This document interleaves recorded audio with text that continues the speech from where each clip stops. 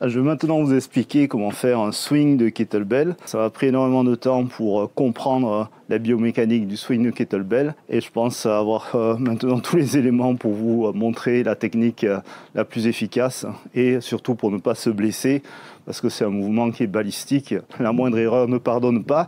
Donc je vais vous montrer comment faire un swing. Donc tout d'abord, au niveau du positionnement, il faut se positionner environ à un pied de la kettlebell. Vous mettez les pieds parallèles, comme ceci, écartés à peu près de la largeur des épaules. Là, vous allez tilter la kettlebell comme ça. Donc mon dos est parfaitement droit. Donc si je veux vérifier, je peux mettre mes mains ici. Et hop, je bascule. Je pousse les fesses en arrière. Quand on fait des swings de kettlebell, il faut activer le grand dorsal.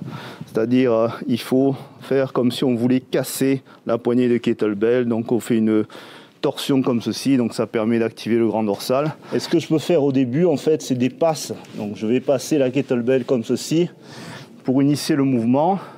Mais je veille à ne pas monter le bassin quand je fais ça. Donc je reste là, hop, je fais quelques passes comme ça, comme si je voulais passer un ballon à quelqu'un qui est derrière moi. Voilà. En gardant le bassin fixe. Voilà. Et une fois que je suis prêt, donc je vais faire un mouvement explosif avec mes hanches.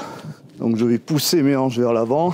Donc ce qui est surtout important, c'est la respiration. Donc il faut souffler en montant et inspirer en descendant. Donc on fait une respiration qui est compressée. Donc toujours la mise en tension abdominale quand on respire et qu'on fait des swings de kettlebell. C'est pas mes épaules qui montent la kettlebell, c'est le bassin qui va pousser comme ça. Après on la laisse monter jusqu'à ce qu'elle soit ici. Ce qui est important, c'est en position haute, il faut avoir les abdos qui sont contractés et ne pas envoyer le bassin en avant.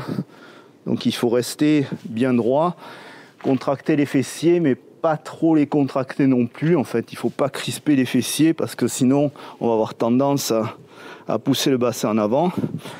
Donc là, une fois que je suis ici, donc mon corps est bien en tension parce que c'est la position qui est la plus vulnérable ici. On a tendance à creuser le dos, c'est là où on se fait mal. Ce qu'il faut faire, c'est laisser la kettlebell descendre jusqu'à ce que les avant-bras ils arrivent en contact avec les hanches. Et une fois qu'on est en contact avec les hanches, donc c'est à ce moment-là qu'on va reculer le bassin, comme ceci. Et après on repousse. Les bras tapent sur mes jambes et hop, je recule le bassin. Donc une fois que je suis là, je pousse et je remonte.